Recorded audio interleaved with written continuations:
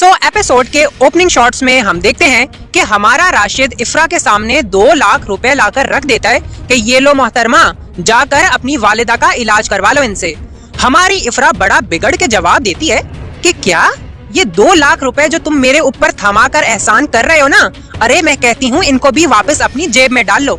खुदा की पनाह, मेरी माँ वहाँ पर जिंदगी और मौत के बीच में जंग लड़ रही है और डॉक्टरों ने 15 से 20 लाख रुपए का खर्चा बताया हमें, और तुमने ये 2 लाख रुपए थमाकर हमारी जात पर जैसे बहुत बड़ा एहसान कर दिया। अरे नहीं चाहिए तुम्हारे 2 लाख रुपए, समझे। नेक्स्ट सीन में हम देखते हैं कि इफ्रा अपने घर जाकर अपने वालिद के सामने एक बड़ी अहम किस्म की कॉन्फ्रेंस सजाकर बैठ जाती है कि अब्बू, आपको कुछ याद है कि आपके वालिद साहब ने आपको और फयाज चचा को जो जमीन बांटी थी उसके असल कागजात कहाँ हैं भाई? मुझे तो लगता है कि आपको आपके हिस्से का पूरा हक हरगिज नहीं मिला। वो जो फयाज चचा है ना, उन्होंने ऐसी खिचड़ी बनाई है कि हमारा हक भी खुद खा बैठे हैं वो। और इफ्रा अगले रोज फौरन अपने ससुराल जाकर राशिद और ताई जान के सामने ये पूरा सिनेरियो रख देती है कि ताई जान, आपको कुछ इल्म भी है कि आपके शौहर ने मेरे बाप का कितना हक खाया है? अरे वो सारी जमीन, वो सारी जायदाद में वापस हत्या कर दिखाऊंगी आपको। हमारी ताई जान और राशिद ऐसे हैरत के आलम में पूछते हैं कि क्या मोहतरमा, क्या फरमा रही हो? अरे कौन सी जमीन, कौन सी जायदाद? खड़े खड़े तुमने हमारे ऊपर इतना संगीन इल्जाम लगा दिया। अरे होश में तो हो, खा कर के आई हो अपने घर से। इफ्रा ताया जान की तरफ तीखी नजरों से देखकर कहती है कि ताया जान, आपने अपनी बेगम और बेटे को अपने करतूतों से आगाह नहीं किया क्या? ऐसा लग रहा है कि वो तो मुकम्मल अंधेरे में है। अरे अगर मैं चाहूँ तो खड़े खड़े आपके तमाम पोल खोल सकती हूँ, लेकिन बस क्या करूँ, आपका जो रिश्ता है ना मेरे साथ, एक तो आप मेरे ताया हैं और साथ के साथ मेरे ससुर हैं, लिहाजा आपका एहतराम कर रही हूँ। और आप कान खोल कर एक बात सुन लीजिए कि अगर आपने सीधी तरह मेरे बाप का हक मुझे ना दिया तो मुझे घी टेढ़ी उंगली से भी खूब अच्छी तरह निकालना आता है। और बस ये कहने की देर थी कि इफ्रा अगले ही रोज अपने वालिद को लेकर वहाँ पर पहुँच जाती है और फयाज साहब के सामने उनका भाई जो तकरीर करता है, ओए होए होए होए, कि भाई साहब, आपके इन कागजात को पढ़कर मेरे ऊपर आपकी जो हकीकत खुली है ना, अरे मैं तो आपको अपना बड़ा भाई क्या अपना बाप समझता था, लेकिन इन कागजात की तसल्ली मैंने की है और क्या हकीकत खुली है मुझ पर।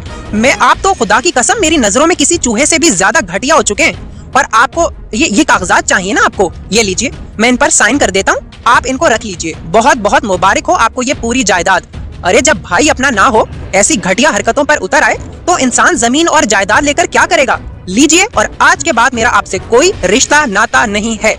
नेक्स्ट सीन में हम देखते हैं कि हमारा राशिद गुस्से के आलम में घुर्राता हुआ इफ्रा को परे धक्का देता है कि तुम्हारी जुर्रत कैसे हुई मेरे बाप के कमरे में जाकर, एक तो तुमने वो फाइल चोरी की और ऊपर से मेरे बाप और माँ के ऊपर ऐसा इल्जाम लगा दिया। हमारी इफ्रा बड़ी शेरनी बन जाती है और जवाब देती है कि मोहतरम, तुमने आज मुझे धक्का दिया है तो मैं लड़खड़ाई जरूर हूँ, लेकिन गिरी हरगिज नहीं हूँ। अरे तुम ऐसे बेहुदा इंसान हो कि मेरा तुम्हारे साथ रहना महाल होता जा रहा है, और खुदा की कसम अगर तुमने दोबारा ये हरकत की, मुझे इस तरह से धक्का दिया, तो मैं तुम्हारा ये घर छोड़कर हमेशा के लिए अपनी बहन की बेटी को लेकर यहाँ से चली जाऊंगी। अगले सीन में हमारे ताया जान के साथ कुछ अजीबो गरीब किस्म का वाकया पेश आ जाता है। वो बड़े इत्मीनान के साथ अपनी गाड़ी से निकलते हैं कि सामने से एक गाड़ी उनको कुचलने ही वाली होती है कि दाढ़ी में मौजूद एक इंसान उनको रेस्क्यू कर लेते हैं और बकौल मौलवी साहब के, ताया जान को जिंदगी में ऐसे काम करने चाहिए जिनसे उनकी आखिरत पर बेहतर असर पड़े। हमारे ताया जान कहते हैं कि मेरी जिंदगी तो अब खत्म होने वाली है और मैंने अपनी जिंदगी में जो गुनाह कर डाले अब तो उनके लिए खुदा मुझे माफ नहीं करेगा, मैं क्या कर सकता हूँ? मौलवी साहब कहते हैं कि जिंदगी खत्म होने वाली है तो क्या हुआ, अल्लाह भी तो गफूरुर रहीम है। अरे आप अल्लाह से गिड़गिड़ाकर माफी तो मांगिए। अगर किसी का हक आपने खाया है तो उसकी तलाफी करने की कोशिश कीजिए।